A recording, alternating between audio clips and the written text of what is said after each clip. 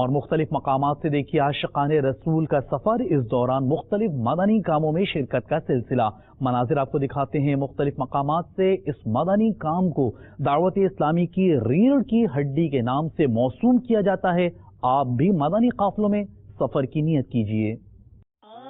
مدنی قافلے میں ہم کریں مل کر سفر، آؤ مدنی قافلے میں ہم کریں مل کر سفر، سنتیں سیکھیں گے اس میں، سنتیں سیکھیں گے اس میں انشاءاللہ سر بسر، آؤ مدنی قافلے میں ہم کریں مل کر سفر، آؤ مدنی قافلے میں ہم کریں مل کر سفر، 30 اور 12 دن کے مدنی قافلے، 30 اور 12 دن کے مدنی قافلے میں سفر کرتے رہو جب بھی تمہیں موقع ملے، مدنی قافلے میں ہم کریں مل کر سفر، آؤ مدنی قافلے میں ہم کریں مل کر سفر، سنتیں سیکھیں گے اس میں، سنتیں سیکھیں گے اس میں انشاءاللہ سر بسر، آؤ مدنی قافلے میں ہم کریں مل کر سفر،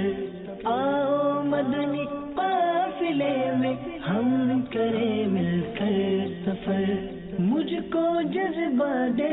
سفر کرتا رہو پروردگار، مجھ کو جذبہ دے سفر کرتا رہو پروردگار،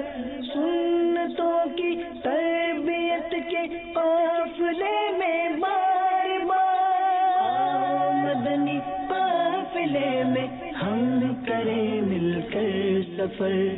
آؤ مدنی قافلے میں ہم کریں مل کر سفر،